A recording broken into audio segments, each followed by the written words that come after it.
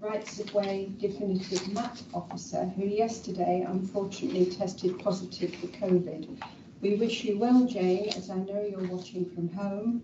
A warm welcome to you and all the other people viewing on screen.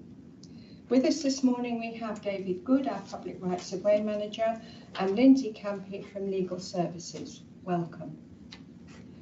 Agenda item number 1, we have apologies from County Councillor Cox, County Councillor Parr, and we welcome County Councillor Pope, who is substituting for County Councillor Hosker. Agenda item number 2, are there any pecuniary or non-pecuniary interests to disclose? None, thank you.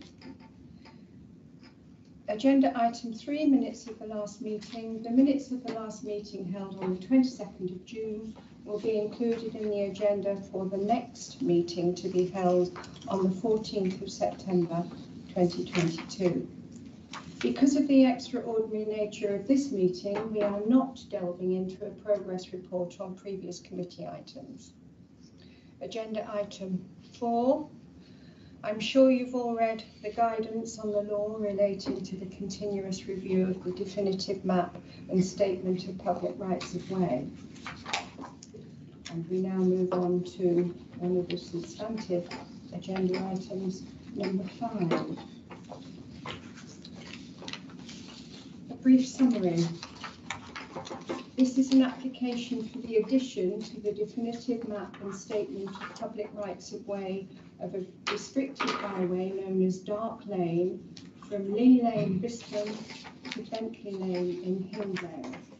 And the recommendation is that the application for a restricted byway along Dark Lane be accepted, that an order be made pursuant to section 53(2)(b) and section 53(3)(c)(1) of the Wildlife and Countryside Act 1981 to add to the definitive map and statement of public rights of way a restricted byway along Dark Lane as shown on committee plan between points A to F. That being satisfied that the higher test for confirmation can be met, the order be promoted to confirmation.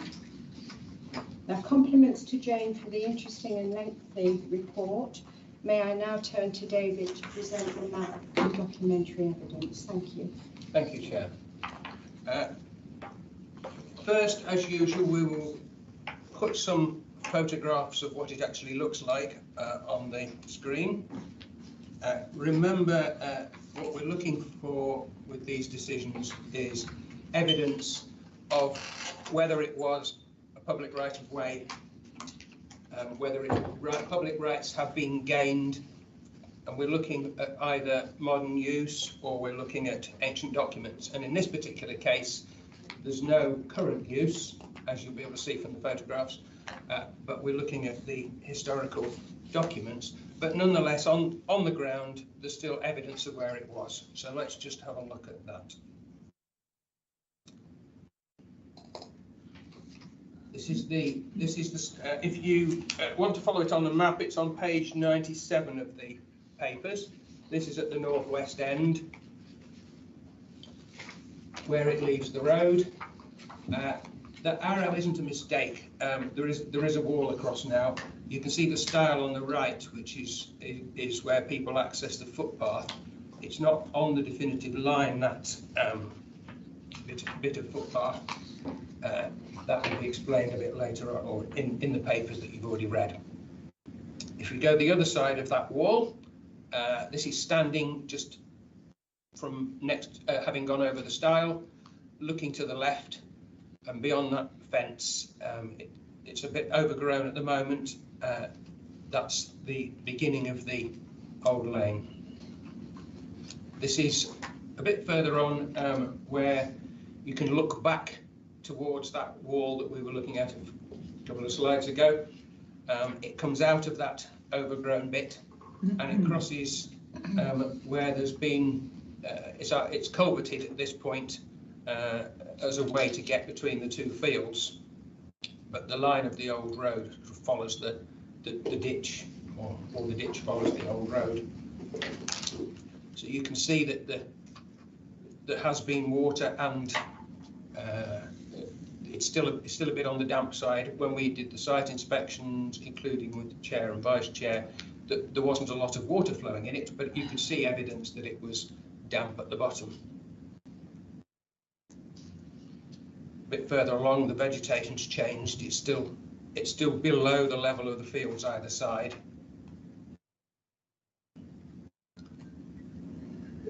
Jane has now ventured down into the damp bit at the bottom to take this photograph. It's not looking like a stream, it's not looking like a road, but you can see the change in levels there. Turning around, looking the other way, you can see the shape of the land there, and it's starting to get deeper. This difference in level increases as we head towards points C and D, towards the southeast end of it. At this point, by point D, there's a fence being put across it, and it's slightly deeper still and a bit more overgrown because there are trees either side. We didn't struggle through this bit. That you can see the metal railings. This is at the point E on the map, where it emerges from the valley bit. It's been levelled out and joins Bentley Road, Bentley Lane, sorry.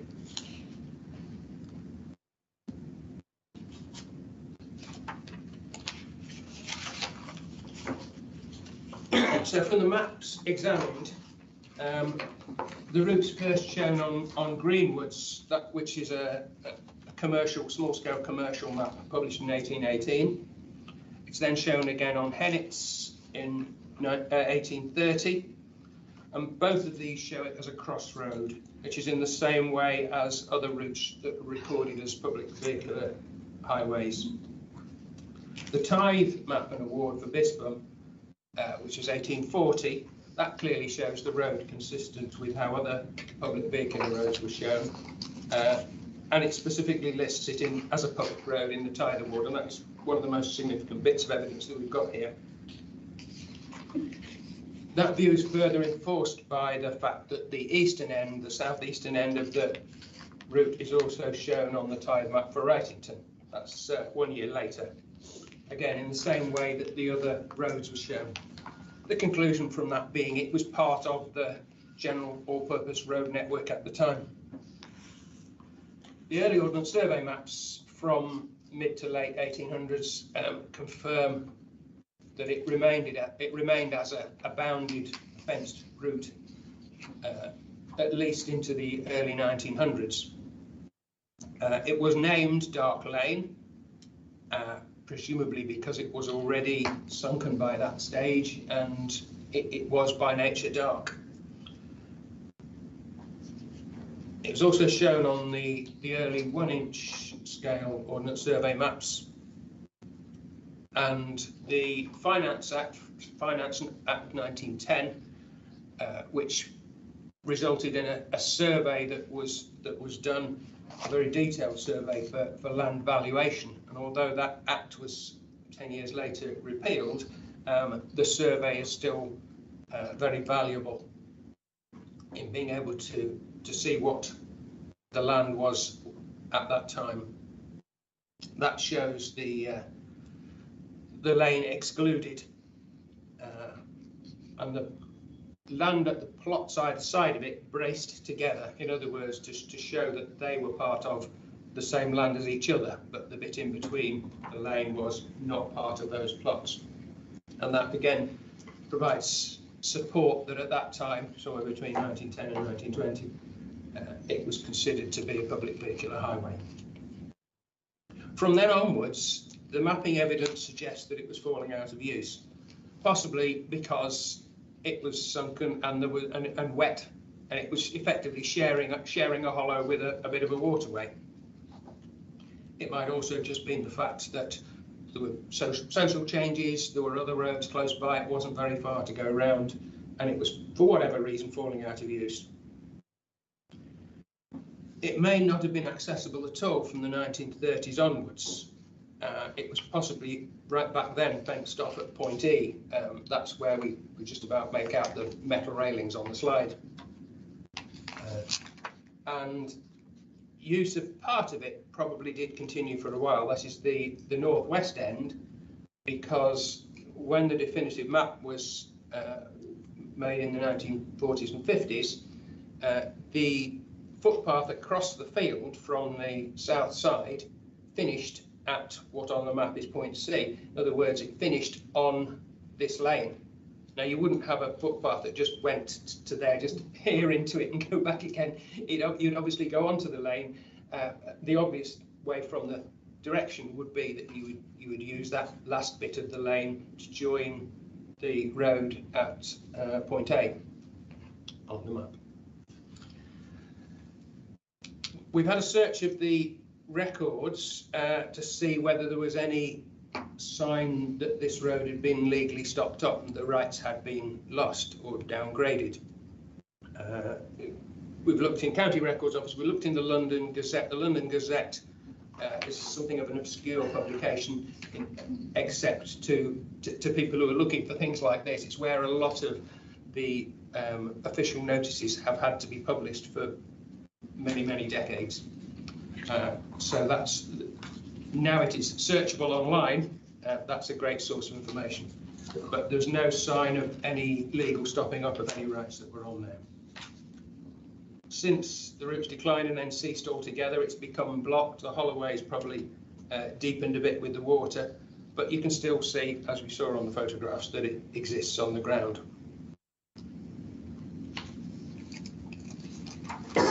Thank you, Chair. Thank you very much, David. You will have read that there are a number of objections from landowners. So, Lindsay, is there a summary from Legal Services, please? There is, yes. Thank you, Chair. The conclusion from Legal and Democratic Services can be summarised as follows. The application is that this is an old vehicular highway and ought to be recorded on the definitive map and statement as a restricted byway. Modern mechanically propelled vehicular rights having been extinguished by the Natural Environment Rural Communities Act of 2006.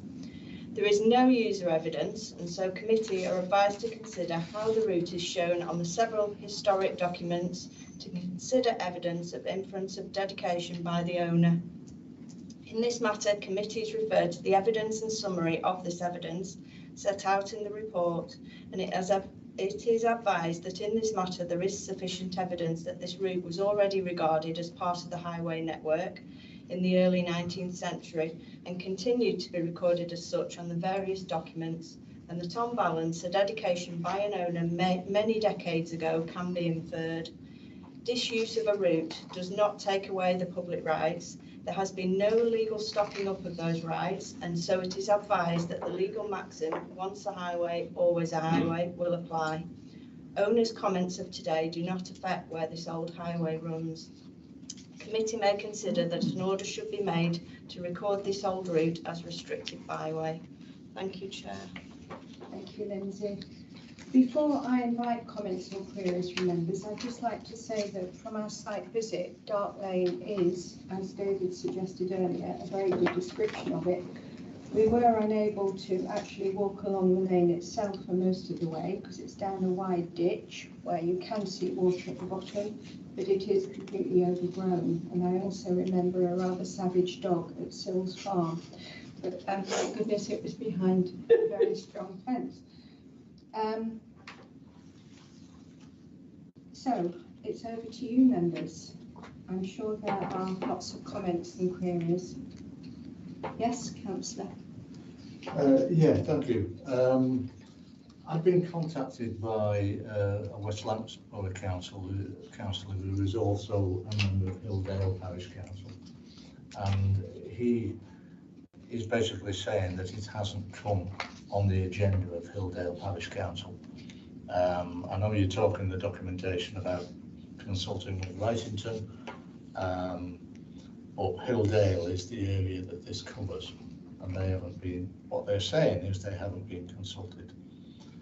I am concerned, and I've got a copy of a letter from the occupier of the schoolhouse, which is shown on the map, for 40 years. And he basically, there's also a local farmer who is Geoffrey Monk, who is basically ex-chair of the governors of the school. And he's saying the iron railing across Dart Lane has been there since the late 1940s. And for good reason, because basically there is a drop behind the railing of some 20 to 30 feet, which makes it extremely dangerous. So I think first of all, and I've got to say, I know a comment was made before, has been made to me that they were consulted. I'm being told they haven't been consulted at the parish council. Basically, I think they need consulting. I think they need to look at the letter that they've received. I've got to say, we received a similar request at Latham Parish Council for a byway, and the letter wasn't very clear, asking for comments. It doesn't tell you what it means, and you know, I have some concern on that. So I'd like to request that this is deferred, and basically Hilldale Parish Council are given an opportunity to comment on this, on what is basically a dangerous track. It may well have been a lane, God knows how many years ago, but it was blocked off for very good reason. So I would request a deferral, please. Thank you, County Councillor Pope. Are there any other? Yes. Yeah, I mean, I totally understand your comments, Councillor Pope, but I think the clincher for me is once a highway, always a highway, and I think there are other efforts that can be made to make it safe. It doesn't mean it's not a highway now. So I would ask actually if you could just clarify what steps can be taken now to make sure that Hilldale Parish Council are aware of the situation, even though I really don't think it would make any difference to the legal situation. We could ask that the email that was sent to them last October is resent, and it's up to the committee whether we discuss it today or whether we actually defer it as County Councillor Pope has suggested. Yes, Councillor Saunton. Thank you, Madam Chairman.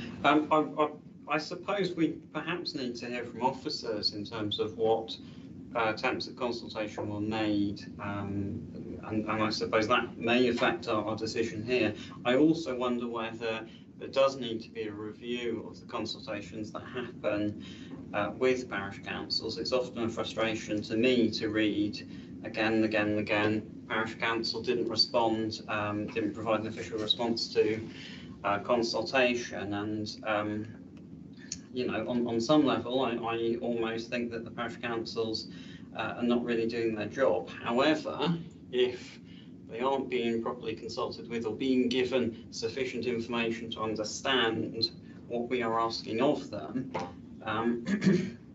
that is not really fair, and it's not really enabling them to do their job properly. So I think there may well be a concern there, and I think we need to hear from officers, but I think that may need to be reviewed. Yes, over to you, David. Thank you. I completely agree that yes, we need to review. It's quite appropriate to review what our consultations are. As you say, it's not unusual, and it's slightly disappointing, as you put it, that so many times we do get no comment from the parishes. In defence of the parishes, I would say, you know, the clerks get bombarded with such a lot of stuff, and they have a relatively small amount of time allotted to deal with it. And maybe that's, I think, what the point that you brought out really is that we need to make our consultations something that stands out a bit more and raises a flag for them to put it up the top of the pile a bit more, if I understand you correctly. We need to make it clear that we're expecting an answer, and even if it's an answer that says we don't have a comment, that's perhaps shows something more than just no answer at all. There are good reasons often why a parish doesn't respond, because they are the parish council is representing opposing views on it. They will have landowners who are almost always going to be unhappy that a right of way they didn't know might exist on their land, and they've also got within their parish the people who are most likely to be wanting to use it. So I can understand as well why they might choose not to say anything. You might think that's sort of the coward's way out, but I take on board what you're saying, that it's our responsibility to make sure they've got better information and they're better placed to respond. Want to come back? Yes, I think that the quality of the information that they have is probably essential. It's not, just having a covering letter asking them for comments perhaps is not sufficient if the parish councillors are coming in and not knowing much about that particular right of way or really what they're being consulted on. Perhaps we need to think about having, I would think maybe a small amount of concise information, but just a little bit more information so that the parish councillors feel in a better position to give a comment. In fact, we could even we could perhaps put some effectively a short online training video that they can consult if they want to get, because you here are all used to dealing with these things, and a lot of them are not counterintuitive. A lot of them are counterintuitive, and they're not easy to get our heads around. So to expect the parish just to be able to get something out of the blue that they've never dealt with before, I think it's a very good point. I think we ought to be doing something to address that. Yeah, officers can do something to meet that. I agree. Page 3 of our guidance just gives a definition of footpath, bridle way, restricted byway, byway open to all traffic. If parish councils have that in front of them, they know what we're talking about. Did I see another hand up here? Yeah, I mean, I was just going to say to treat the case fairly.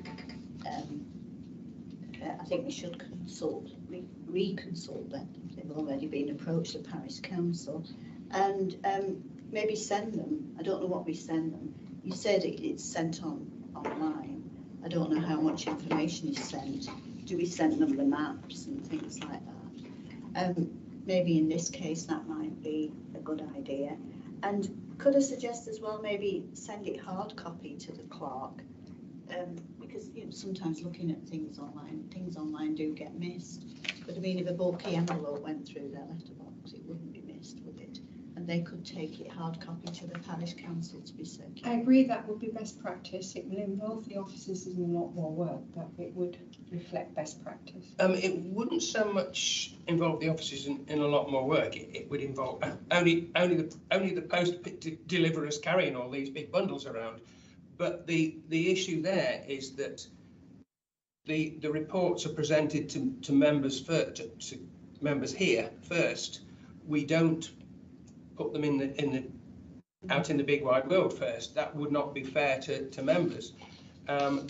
We couldn't send it out however many days before the meeting and expect to get consultation responses that way. And if we did, we wouldn't be able to incorporate those into the report, of course. So although yes, we can give more information, part of what we're wanting back from them is what goes into the report. So it's a chicken and egg thing. The other point, which also comes back to what Councillor Pope was saying, really, about Hilldale Parish Council being able to contribute to this debate, is that if members decide to make the order as recommended, then that is only the start of the process. That says, OK, we'll make an order and then do the formal consultations. And effectively, there's a notice period. People can make representations as individuals, as parish councils, and all that information is then taken into account. The order, having been made, doesn't have any effect at all unless it's confirmed. And so anything that they say, if they object or if they support somebody else who's objecting, it then either come back to committee to decide on a stance, or if committee have already decided on the stance, it then goes to the planning inspectorate and it's decided on the basis of all the evidence that is put before the planning inspector. So it's really, it's not that they haven't spoken and therefore they've missed their chance. It's really the beginning of a process where they have a lot more of an opportunity, and they've then got the basis of this this committee paper to be able to make a more informed consultation, more informed response. Councillor Pope. Yeah, I mean, basically what you've said there emphasises the point. They don't know what all this means. I know from Latham Parish Council, we got a letter saying, oh, an application's been made for a bridle way for this particular area. Have you any comments? That was it. Nothing to tell the Parish Council what this means. You know, what impact it will have on the area. You know, I agree with the council here, you know, if there is an area, you know, that should be open to the public, fine, you know, not a problem with that. But let's get some education out there so that the parish councils actually know what they're dealing with. Because at the moment, certainly the two, the collection back from Hilldale and the parish council locally in Latham, don't seem to have a clue. Thank you. Councillor Howell. Yeah, it's a bit of a difficult subject because you're dealing with bodies that range from the Vicar at Dibley in some cases to towns with a population of 30,000, and how you structure a consultation to suit Old Town and Parish Council is going to be extremely difficult. In terms of going back to them, I don't have a problem with that, although we have got an extraordinary meeting here. What happens if they don't respond next time? How often do we keep doing this? I agree. Councillor Oakes, you wanted to come back? Well, I think there are two completely different issues here. One is our process for consultation, and one is this particular item. And I think, you know, given that there are other opportunities for the parish council to respond, then I think we have to consider this item, bearing in mind how many items have gone before where we've consulted parish councils, whether or not they've replied and we've reached a decision. Then I think for this item we should reach a decision and take up the process separately. I'm going to ask committee that in a minute. Councillor Clemson. Just back on the actual application. We're told often that when you get a blockage of a route, that is, you know, after a certain amount of time, then it becomes not a route. So no, so this iron gate or iron fence doesn't constitute in any way. No, That's supposing it happened. I don't know. Supposing it happened in the 1930s or somewhere between 1910 and 1930s, we suspected that probably is when that iron railing went across. That was an obstruction. It doesn't matter how long it continues to be there; it remains an obstruction. And if you think about it, if the law was different and said if you managed to obstruct it for 20 years, then or whatever period, then the rights were lost. It would turn the countryside into a bit of a battlefield in places, because there'll be people trying to get their obstructions there for 20 years rather than go through a stopping up process. So that an obstruction can have been an obstruction for a couple of 100 years, and it still is an obstruction. It doesn't remove or reduce the rights at all. Thanks. It's something that we would need to deal with, and we would need to deal with appropriately and in consultation with all affected parties. As has been pointed out, you know, we would need to make it safe rather than just say no, we're taking those railings away and leaving a big gap, big drop.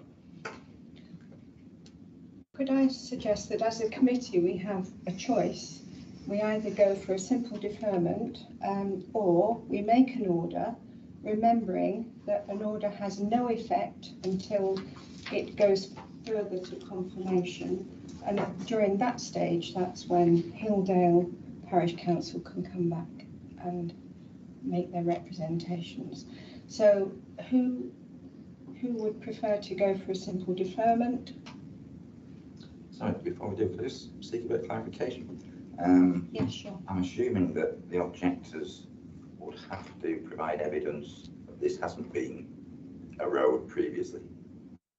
Yeah, what you're doing at the moment is weighing the evidence, what's in favour, what suggests that it has been and what suggests that it hasn't been. And there isn't really much to suggest it hasn't been, but it might be that somebody somewhere has got a document that somehow missed off the London Gazette website or whatever and shows, well, actually there was a stopping up in 1915, and if they brought that forward, that would pretty much kill it. And that's really what the process is about.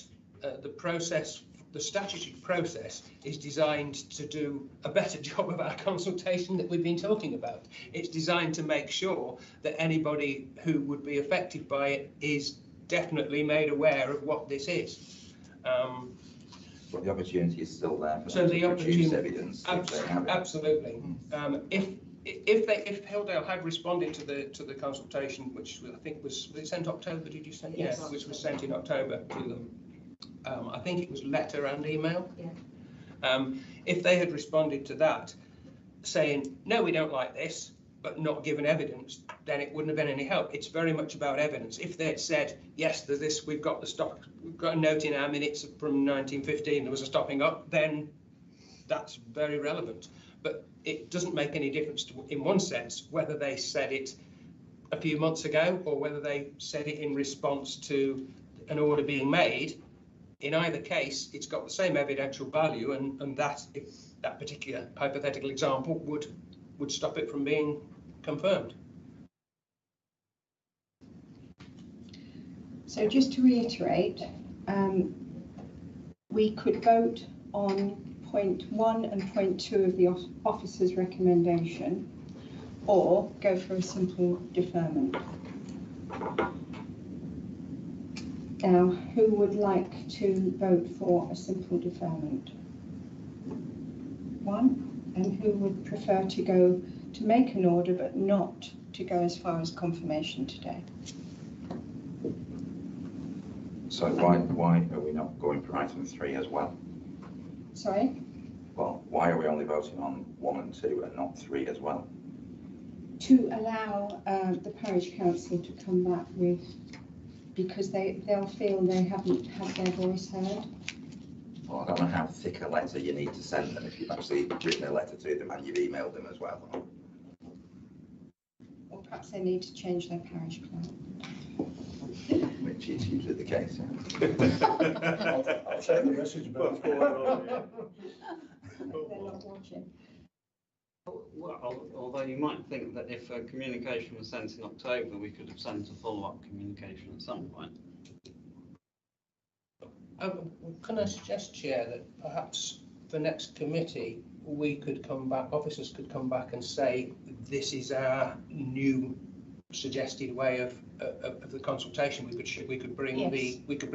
the material website, whatever, to let committee have a view of what is being given by way of initial consultation to the parishes. Could I also suggest that either the email or the hard copy letter has something which tells you that they can acknowledge that they've received it?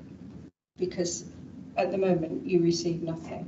So they can either say, yes, we will be sending comments, or yes, we acknowledge receipt of your of what you're telling us. But at the moment, sometimes you get nothing. Yeah. And we are also intending to do some training for the parishes about rights of way in general, not just Good. but this can be included in that. Yes, excellent. So that's the way forward. Yes, Councillor. Could I propose that we accept the first 2 recommendations? I totally agree with you, but I think since the issue's been raised, then go along So with we it. have a proposal that we go along with discussing or agreeing the first 2 recommendations. Can we just Is be it- clear, and are we then saying and to return to committee once the Yes. response? Thank you. Yes. So do we have a seconder for Councillor Oak's recommendation? Thank you. And all those in favour? Thank you. Those against?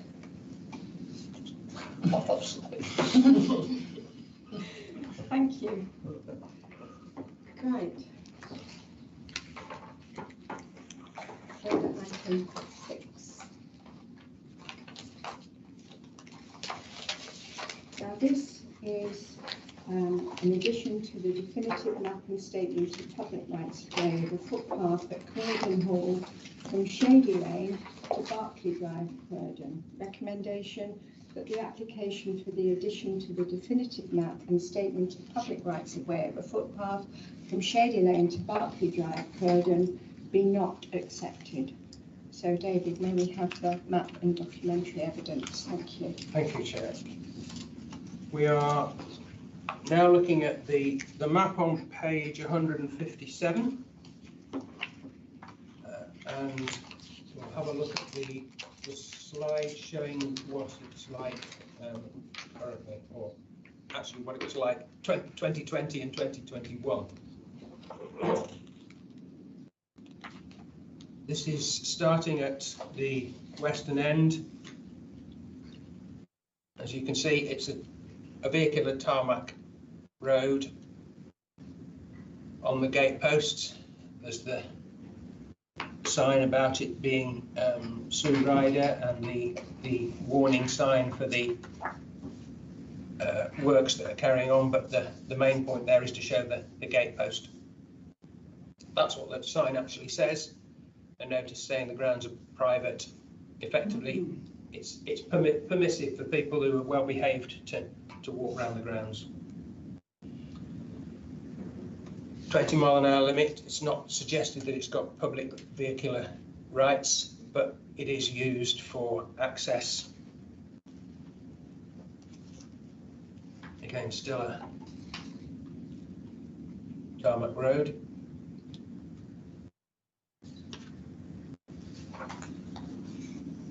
This is there are various places where people are walking into the woods either side. This one is a made-up part in the sense that it's got the fencing. It's got a bit of a surface on it as well.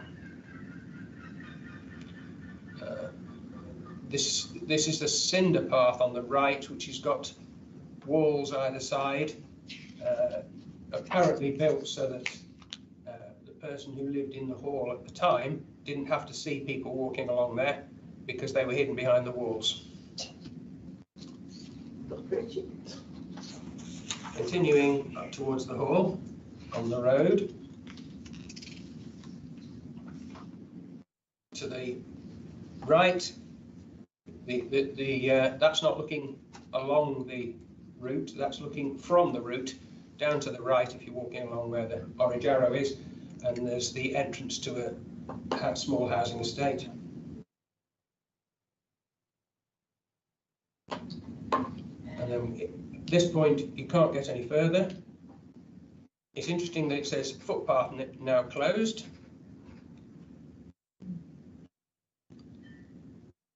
You can look through the fence or get permission to go inside in this case, and that's what happens. The other side of the fence goes up towards the hall. Another fence for building renovation work.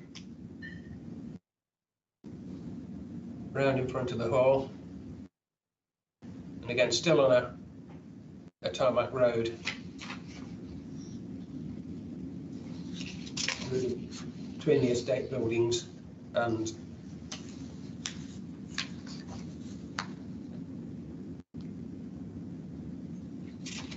we're now heading towards the eastern end. And for those who visited there, we're now heading towards the car park.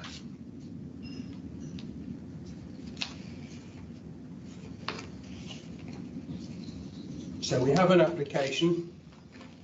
The map and documentary evidence does support the fact that there was something on the ground there since the 1960s, which people could have walked along. The hall itself was used by the Central Newtown Development Corporation as offices from 1977 through to 86, before it was sold to Sue Ryder, the charity. The hall and the land were held separately to the land that was transferred to the Cuerden Valley Trust to become the Curedon Valley Park. The provisions relating to the public access through the park didn't extend to the immediate grounds of the hall and the bits that were sold to Sue Ryder. So it appears that the route was probably accessible during the time period during which the user evidence relates. It was included as in some of the leaflets for routes to walk around the Curedon Valley Park. No specific reference was found to whether it was public or not. There were in fact boundaries saying it's private land outside of the area that the people were being invited to use by the leaflets. There was a section 31.6, this relates to the Highways Act 1980, section 31.6 deposit submitted by the Curedon Valley Park Trust in 2000. Now, section 31.6 allows a landowner to say, here's a map of my land, these are the rights of way on my land which I know exist, and I don't intend to dedicate any more. So it doesn't get rid of any that already exist, even if they're not recorded, even if the landowner doesn't admit to them at the time. It doesn't get rid of any that already exist. But it does say, I don't want to dedicate any more, and therefore the usual provisions of if it gets used by, as of right, for 20 years by the public, that can't create a right of way in the way that it might otherwise if you've got this statement from the landowners saying, no, don't want to dedicate. And it's a way of the landowners being able to let people use the land without that danger of getting extra rights of way. Now that applied only to part of the route between E and F, but of course without part of the route you haven't got a through route. And it's, the other thing is that at point E, at the eastern end of this, it's onto Berkeley Drive, which is not recorded as any public right of way or any sort of highway itself. It's the access to the Curedon Valley Park. So we are looking, when we're looking for a highway, evidence of a highway, we're expecting it to start and finish either at another highway or at a place of public resort. And this just finishes on Berkeley Drive, which is arguably neither of those things. Thank you, Chair. Thank you very much. Lindsay, is there a summary from Legal Services? There is, yes, thank you. The conclusion from Legal and Democratic Services can be summarised as follows. The application is that this route is already a footpath in law and should be recorded as such on the definitive map and statement. There is no actual dedication document, and so committee is advised to consider whether there is sufficient evidence from all the circumstances to infer at common law that owners of this route intended dedicating, or whether there is evidence of 20 years use by sufficient users without sufficient evidence of lack of intention to dedicate, from which dedication could be deemed under section 31 of the Highways Act. Looking firstly at common law, there is sufficient evidence from the documents from which to infer dedication, but in particular it is noted that the filing of a landowner statement by the Curedon Valley Trust in 2000 would indicate their lack of intention to dedicate, and that's in relation to section E to F. This is in effect stated again in their response to this claim detailed in the report. Without section E to F, it is the case that this route would not be a route from highway to point of public resort, and it has advised that to be able to infer an intention to dedicate by such a landowner of E to F at common law would be difficult. The Trust has owned E to F since 1997, having been transferred by the Commission for New Towns.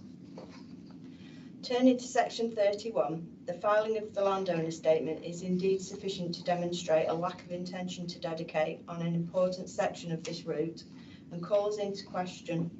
Section 31.6 says that such declarations are, in the absence of proof of contrary intention, sufficient evidence to negative the intention of the owner or his successors entitled to dedicate any such additional way as a highway. The user to be relied on would therefore have to be sufficient for the full 20 years before the declaration. That is throughout 1980 to 2000. In 1980, there is evidence from 4 users and numbers are still not large by 2000. Public use would have to be sufficient to be more than trivial or sporadic. It is suggested that the use here is not sufficient, in particular in the early part of that period when the hall was headquarters for the New Town Development Corporation, and there is therefore not sufficient use from which to deem a dedication under the strict provisions of Section 31 of the Highways Act. The availability of the route after 2000 is not relevant. The landowner's statement had protected the land from public use developing into highway.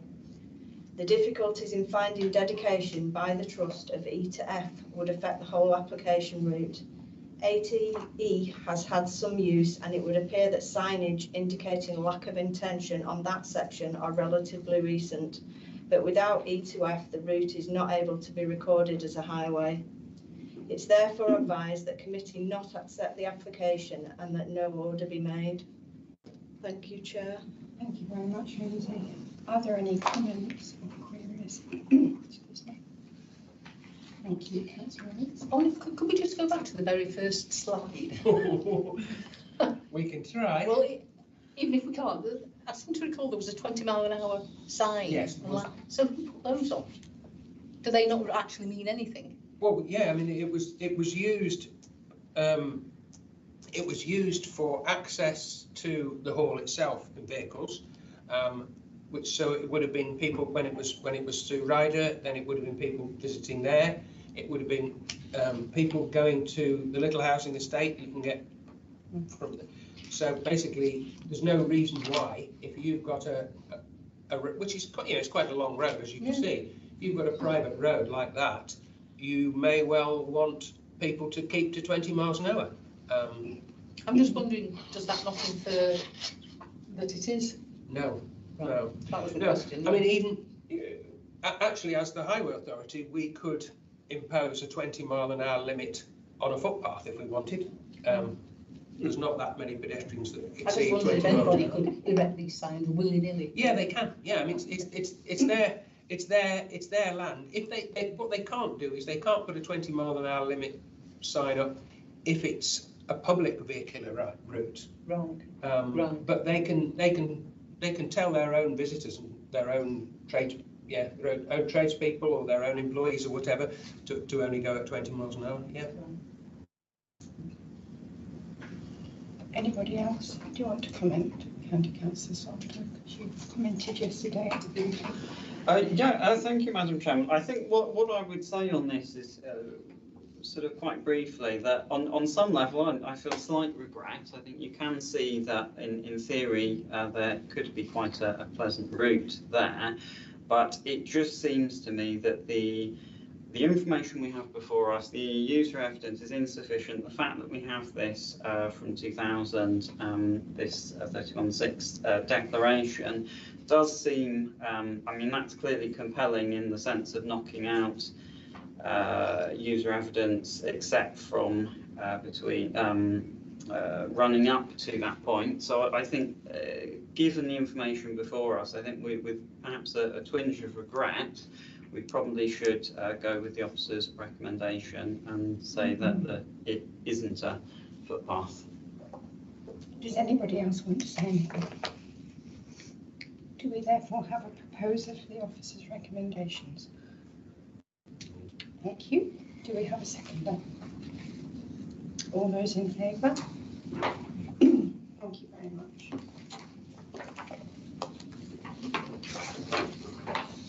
Agenda item 7. This is an application for the addition on the definitive map and statements of public rights of way of a footpath from Mitten Road to Calderstones Drive in Whalley.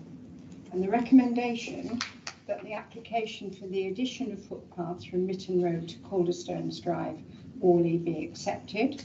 2, that an order be made pursuant to section 53(2)(b) and section 53(3)(b) and or section 53(3)(c)(1) of the Wildlife and Countryside Act 1981 to add to the definitive map and statement of public rights of way footpath sections from Mitten Road to Pendle Drive and from Pendle Drive to Calderstones Drive as shown on committee plan between points A to C, D to F and E to H. And 3, that following the order making and notice period, the matter be returned to committee to decide what stance to take regarding confirmation. So David, an interesting one. Please will you present the map and documentary evidence? Thank you. Thank you, Chair. The map is on page 203. And we'll have a look at what it looks like on the ground, or what it looked like last year. So this is starting at the north end. This is standing on the footway of Mitten Road. There's the old rail, the disused railway is just the other side of those railings to the right of the photo, and the larch lap fencing on the left is the garden of the end of the terraced houses. Somebody's put a little gate across saying no access, but and then before that there was a stile that said no dog walking, private property. We're now looking back the other way, having taken no notice of the dog walking or no access sign. We are now looking back the other way, so the disused railway is over the hedge to the left and the garden over the fence to the right.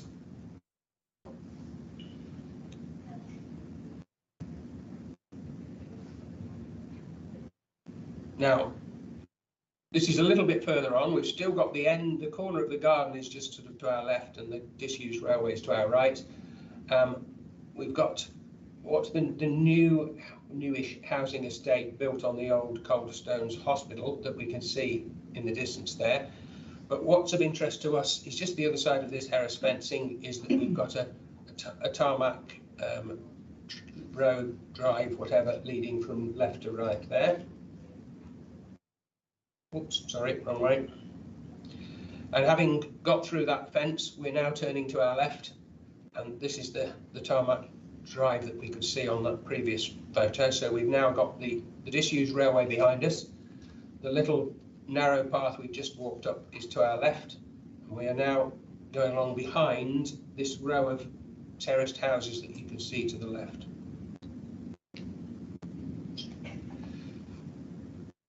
And it's a fairly wide tarmac road. It's got garages on the right.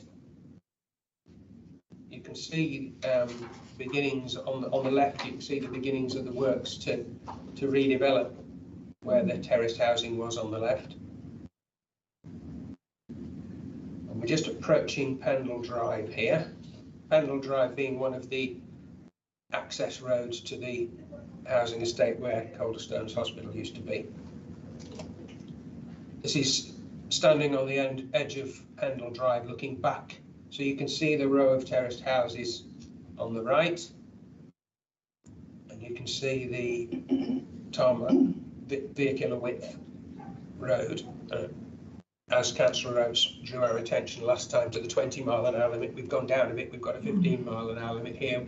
When it was the hospital grounds, or since then, it's quite appropriate for somebody to have signs, in this case, not only saying the 15-mile-an-hour limit, but it's also got the beware of children sign as well. And then we also got on that photograph, we've got the back of the stop sign. So there's no reason why something that is potentially public footpath can't have road signs on it. So crossing over Pendle Drive, we've got a similar wide tarmac route. We've got the houses of the new estate closer to the edge on the right here. We've got some street lighting. Turning around, looking back across Pendle Drive, again, we've got another stop sign. Continuing down towards Calderstone Drive, we've got more terraced housing on the left. We've got a good width tarmac road that we're following. We're now approaching at the point where it forks. So we've got bollards to stop vehicles going through. And if you carry straight on, you've got a fairly wide tarmac path that joins onto the path that runs parallel to Calderstones Drive.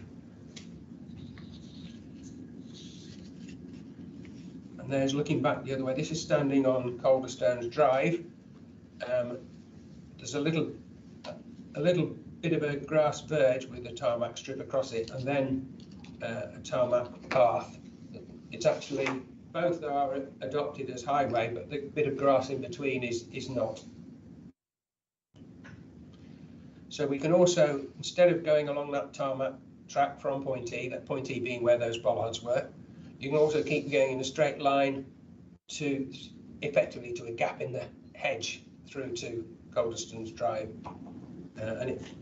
The rather impressive gateposts on the right there are on that footpath that was adopted along with Calderstone Drive, but with the gap, the grass in between. It was adopted when the roads for the estate roads for that housing estate on the Calderstone Hospital grounds was adopted.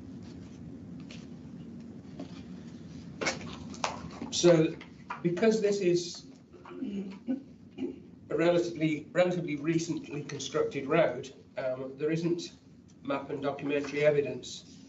We can't look back to the Hennets and the Greenwoods and so on, the early commercial maps.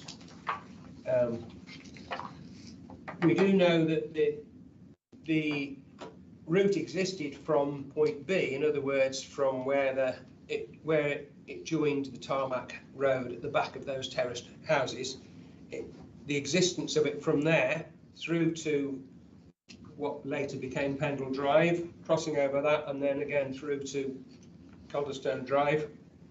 That's been shown consistently on the maps from the 1920s onwards. Clearly it provided access to the houses that are fronting onto Mytton Road. It provides access to the back of those houses, and also to the land owned by the hospital on the west of the route. The route between A and B, that's the narrow bit from Mytton Road, which had the stile and the signs on it, and that narrow bit may have been available. It's not until the 1960s that we're able to really be sure that it did exist as a bit of a gap on the OS maps and the aerial photos. Obviously that's a lot narrower and different nature, but it's still consistent with use on foot. From point E, that's where there's the split near Calderstone Drive. It appears that until about 2000, access was available through to Mytton Road via a track south of the Woodlands. When the former hospital site, the buildings there were demolished, there was then the Calderstones Drive constructed as access to the modern housing development, along with that footway that I pointed out on the photos. Thank you, Chair. Thank you very much, David. Lindsay, do we have a summary from legal services? The conclusion from Legal and Democratic Services can be summarised as follows. The application made is that these sections of route have already become a footpath in law and should be recorded on the definitive map and statement of public rights of way. The application route starts from a highway, Mytton Road at point A, reaches a highway, Pendle Drive between points C and D, and continues as a further section of highway, Calderstones Drive at points F and H. In respect of Pendle Drive and Calderstones Drive, these are now vehicular highways. F to G on the committee plan is already a footpath. Committee is therefore considering two separate application routes, A to C and D to F to H. Committee should consider on balance in respect of each route whether there is sufficient evidence from which to infer a dedication at common law from all the circumstances or for the criteria in section 31 of the Highways Act for a deemed dedication to be satisfied, based on sufficient 20 years as of right use. At common law, from looking at the user evidence, it would appear that there has never been any clear action by owners to prevent use by the public, and use by the public has continued for many years. On balance, there may be sufficient evidence from which to infer dedication at common law of this route from all the circumstances, but it may be appropriate initially to make the order and see what further information may be clarified before promoting to confirmation. In order to satisfy the criteria for section 31, there must be sufficient evidence of use of the application route by the public as of right over the 20-year period immediately prior to its status being brought into question, in order to raise a presumption of dedication. The 20-year period under consideration here is early 2001 to early 2021. The applicant has provided evidence from 12 users in support of the application, with the majority of the 12 users stating that they use the route daily on foot.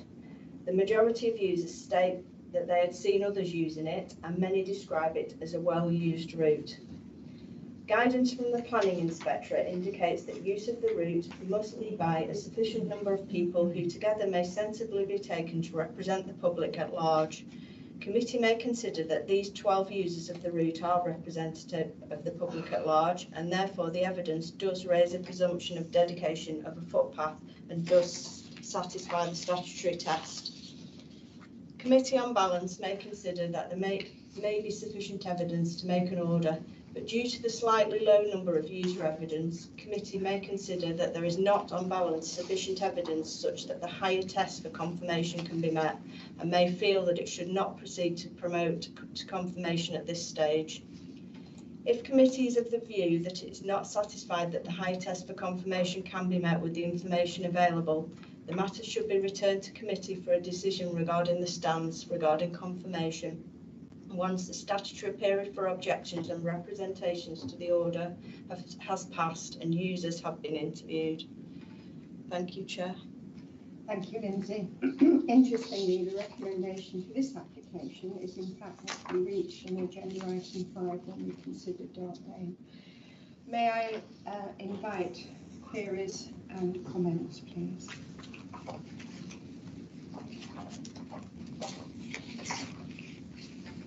Thank you, Councillor. I'm not quite clear why E splits off there and how that can be two parts of the same application. Does that make sense? Yeah, I mean, it just was, it looked as though originally, before any of the development happened, people could carry on through that gap in the hedge, and Calderstones Drive wasn't as it is now, so they could cut through a path through the to meet Mitten Road still. When Calderstones Drive was developed, improved, made as part of the housing development, then that extra strip of tarmac, which went in a bit of a sweep to join the foot. So it's very small, isn't it? It's almost as wide as it is long. Yeah. And yet clearly it wasn't intended for vehicles to go through because of the posts. But that's as much as we know about it. It's there on the ground. People say they've been walking it. You know, the fact that it's got a big wide tarmac strip to walk along rather than go through the hedge, it makes sense. That presumably that would be part of the discussion of taking it forward. Yeah, I mean, it's certainly, it's the sort of thing that we want to hear from users who would say, no, I always cut through the hedge because it was a shorter distance to get to Mitten Road, or someone say, no, I would take the wider because I got a pram with me. You know, there's no reason why different people couldn't use those different paths, in which case we've got two branches to it. But at this point, we're not confirming either. At this point, the recommendation is that we make the order and then come, as Chair's just said, same as the earlier one, we make the order, advertise it, get the responses, come back to committee to say, do we confirm it, or do we push it, depending on whether objections or not, do we submit it to planning inspectorate saying we support confirmation, or do we submit it to the planning inspectorate saying we don't think it should be confirmed? Councillor Cheetham. Well, thank you. having just bearing in mind, of course, this was a very large site under Coldstones, which I used to visit on a very regular basis, I have to say. And little entries and exits did evolve, because some of you may not or may not wish to remember, we did have a secure unit there, which was sort of slightly separate but not separate. But there were ways, we had some very imaginative persons, I believe, at that time, who, you know, were escape artists, and you know, lots of little things came into being. If you read the history by the late Dr. Webster, you will find within that lots of little elements that have come into pass. And I have to say, with regard to the system that was in place within that site, it was extremely well maintained, the pathways, etc., some of which, of course, has come to the advantage to a degree of the planning of that estate.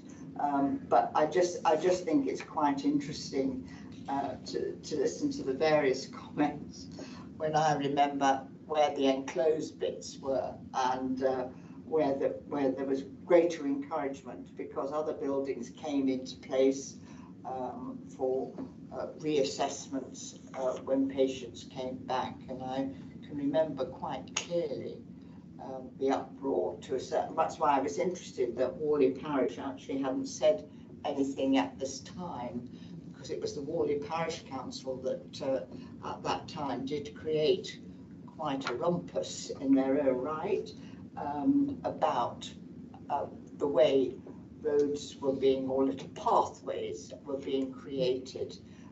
So that's just as an observation.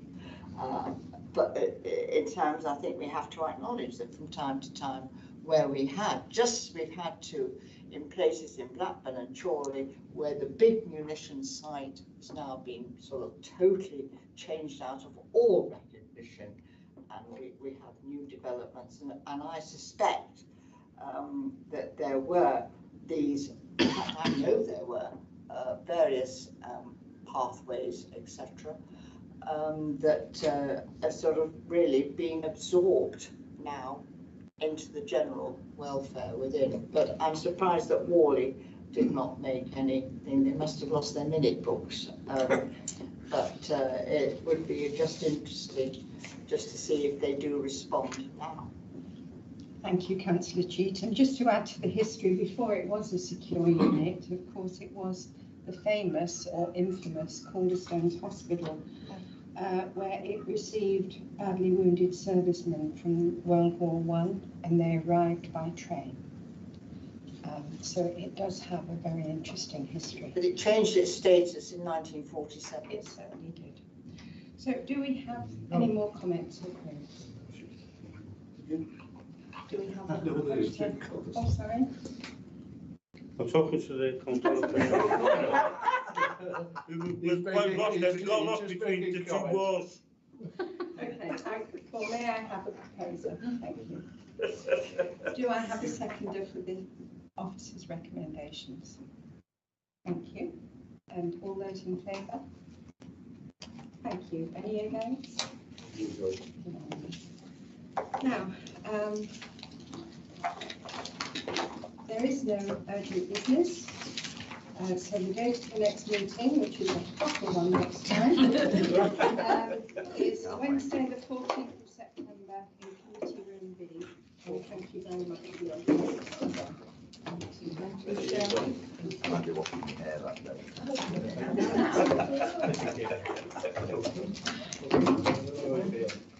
Tell me all about rights away law.